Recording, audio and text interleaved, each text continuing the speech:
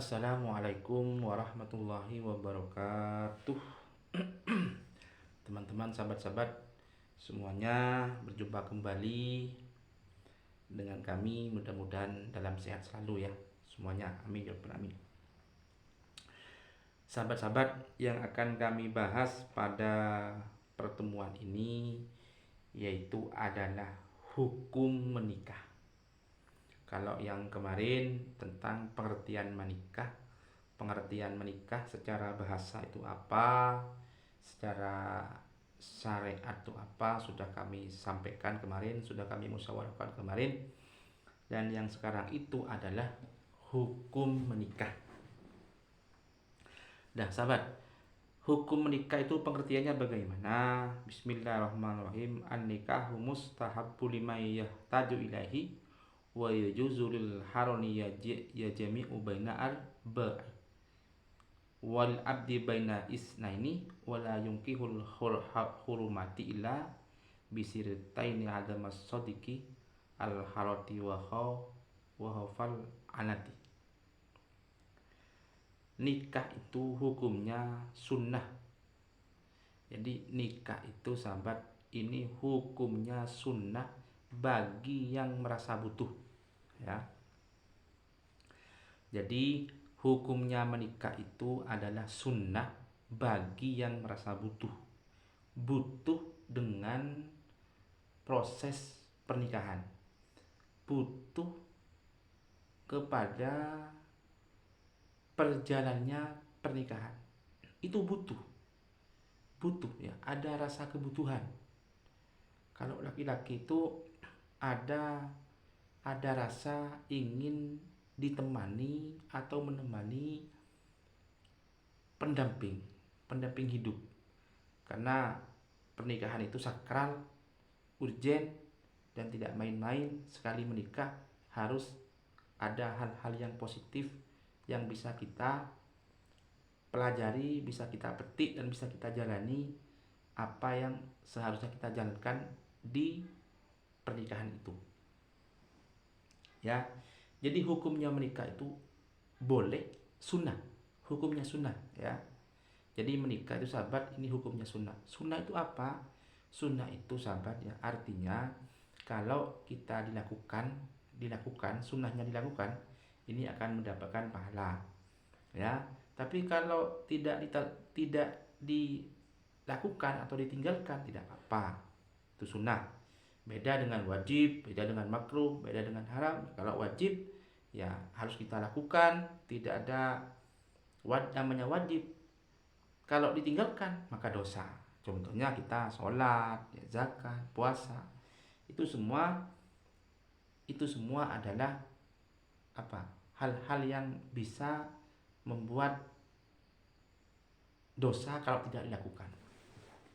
Nah, kalau pernikahan itu adalah hukumnya itu sunnah kalau dibutuhkan.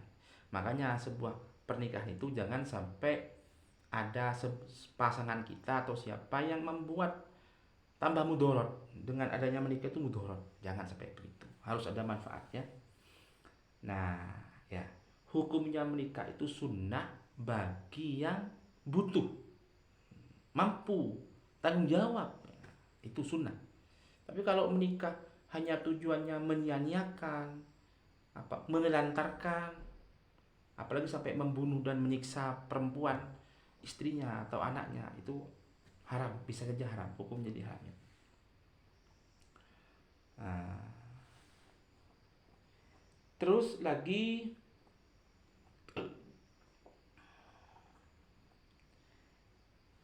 khawatir terjerumus kepada berzinahan. Jadi kalau kita hukumnya sunnah itu kalau ingin banget dan sampai terjadi perzinahan, itu yang membuat kita yang membuat kita itu terjerumus pada hal-hal seperti itu. Jangan diusahakan ya, diusahakan dan supaya kita itu pahalanya menikah itu ada ya.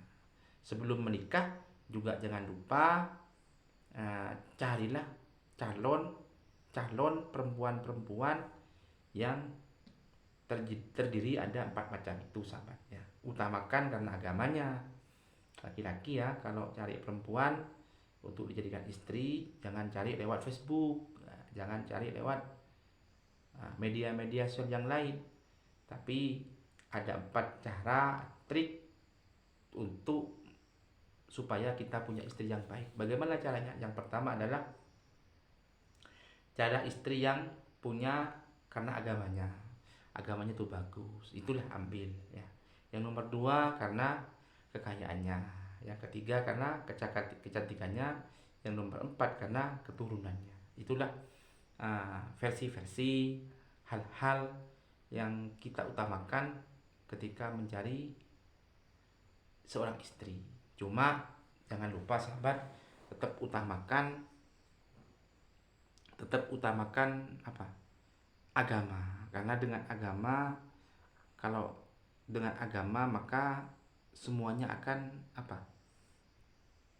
Akan sukses gitu loh. Kalau agama kan tidak akan ada selesainya. Tapi kalau demi harta, ya kalau hartanya masih ada. Kalau sudah tidak ada, nah, itu ya. Jadi itulah hukumnya menikah itu boleh, bisa sunnah, bisa menjadi haram, bisa menjadi makruh, dan bisa menjadi sunnah ya. Itu hukumnya menikah. Jadi asal muasalnya hukum intinya menikah itu boleh dan hukumnya sunnah.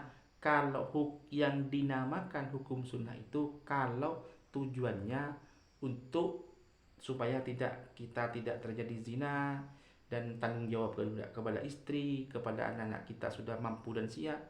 Tapi kalau menikah hanya tujuannya menelantarkan, memukul, menghina, mengejek, dan banyak mudorotnya di rumah tangga itu sampai terjadi percekcokan, permusuhan, penganiayaan kepada istrinya, itu hukumnya haram sahabat. Hukumnya haram. Jadi menikah itu hukumnya haram kalau hanya tujuannya apa? Memberikan kelalaian atau hal-hal yang negatif lah kepada perjalanan rumah tangga kita. Itulah hukumnya haram. Nah, kalau makruh itu ya apa namanya? Ya jalannya pernikahan stagnan. Bisa menikah tapi tidak tanggung jawab. Makanya dianjurkan para orang tua, para wali murid, wali siswa, kalau menikahkan anak, nikahkanlah ketika sudah cukup umur ya. Jadi kalau menikahkan anak, nikahkanlah ketika sudah cukup umur. Cukup umur itu berapa? Kalau perempuan sahabat ya bisa umur 19, bisa umur 20.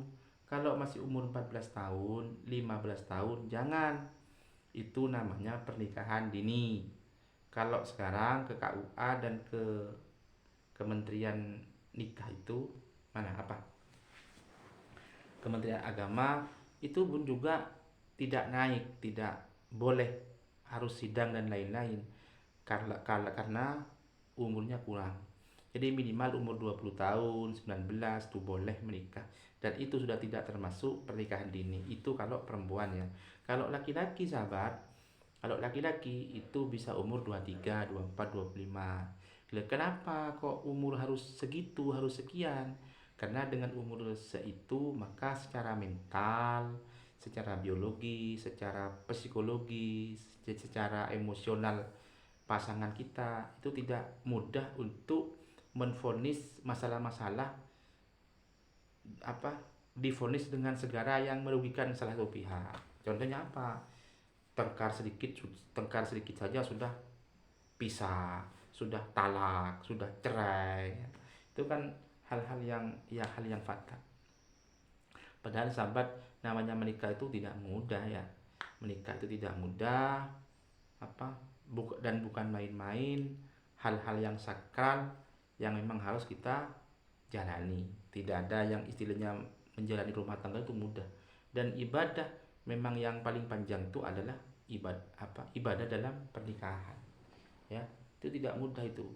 Nah, tapi kalau dijalin dengan ikhlas, dijalin dengan menyenangkan dan sesuai dengan syariat agama, maka pernikahan itu banyak menimbulkan pahala, banyak menimbulkan agenda-agenda positif, ya, agenda-agenda yang bisa memberikan manfaat kepada istri kita, mertua, keluarga, anak-anak kita.